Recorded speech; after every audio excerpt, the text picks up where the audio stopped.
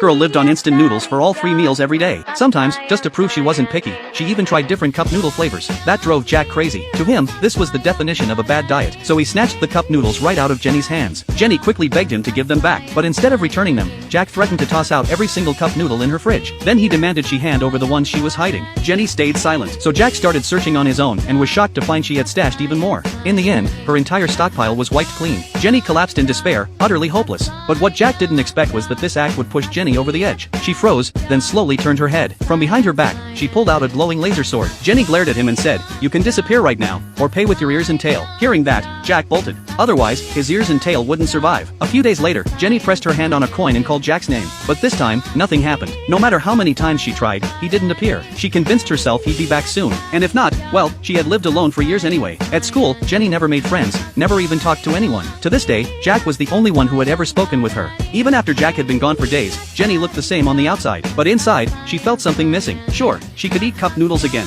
But after tasting Jack's cooking, the noodles just didn't compare. She thought about the rice balls he made, and the time they spent together. Jenny had never been that happy before. Now, for the first time, she felt truly sad. Life without Jack was unbearably empty. Still, she refused to give up on summoning him. More than anything, she wanted him back, and the thought made her tears fall. Just then, Jack finally returned. Turns out, he had been playing hard to get, and to his surprise, the trick actually worked. He wanted Jenny to stop pushing him away and to understand what it felt like to lose someone before learning to cherish them. When Jenny realized the truth, her expression completely changed. She never imagined she'd one day be outsmarted like this. That day, Jenny glanced at the mirror and gave herself a small smile. The mirror instantly shattered. Later, she walked into a burger shop and told the cashier, "I'd like to order a smile to go." The cashier froze, completely baffled. "We don't sell smiles here," he said. The truth was, Jack wanted to make Jenny human. Her condition was getting worse, and he had never once seen her smile. So he decided her first step toward being human should be learning how to smile. Jenny, however, didn't care. She said she was just a doll, and dolls don't long for happiness or sorrow. That left Jack utterly speechless. So he told her, "Drop the whole doll act already. If you're really a doll, prove it." Jenny fired back,